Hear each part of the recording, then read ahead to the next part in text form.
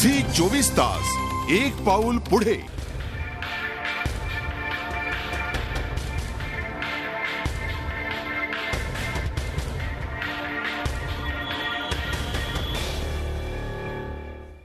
ब्रेकनंतर स्वागत। सिरियल किलरला जेरबंद करण्यासाठी कोल्हापूर पोलिसांकडून प्रयत्न केला जातोय।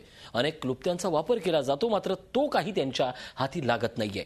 धक्कादायक बाब म्हणजे शाहूपुरी पोलीस ठाण्यापासून अवघ्या हाकेच्या अंतरावर या खुनाच्या घटना घडल्यामुळे सामान्य नागरिक आणि कोल्हापूरकर चांगलेच धास्तावलेत। 1980च्या दशकात मुंबईत सिरियल किलर स्टोनमॅनची मोठी दहशत होती। फुटपाथवर झोपलेल्या लोकांच्या डोक्यात दगड घालून त्यानं एकापाठोपाठ एक खून सत्रच आरंभलं होतं।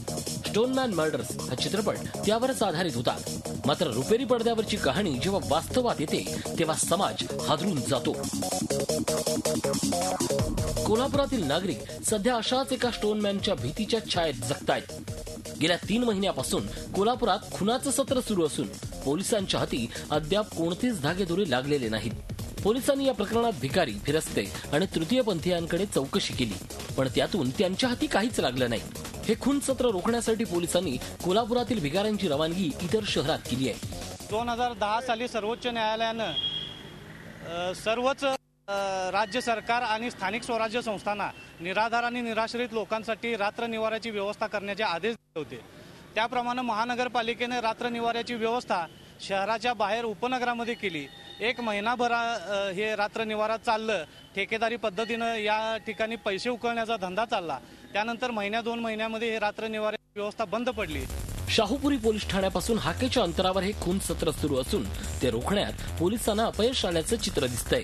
गेल्या 1-2 महिन्यापासून या भागामध्ये जे रात्रीचे खून झालेले आहेत आणि नेहमी बस स्थानक असो किंवा रेल्वे स्टेशन असो, या भागात नेहमी गजबजलेला परिसर असताना सुद्धा आज रात्रीच्या वेळेला इकडे येणं म्हणजे नागरिकाला भीतीचं वातावरण मनामध्ये आहे। सिरियल किलरचा छडा लावण्यासाठी पोलिसांनी अनेक क्लुप्त्या वापरून पाहिल्या। रेल्वे स्टेशन परिसरात सापळा लावला, गस्त वाढवली, पण त्याचा काहीच उपयोग होताना दिसत नाहीये।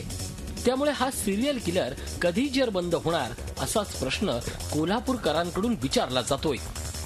प्रताप नाईक, झी मीडिया, कोल्हापूर।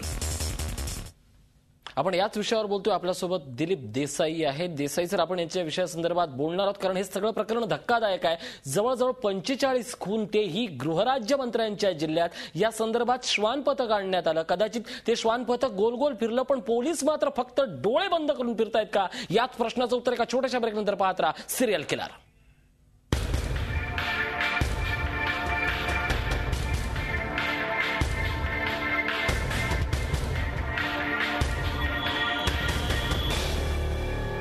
झी 24 तास एक पाऊल पुढे।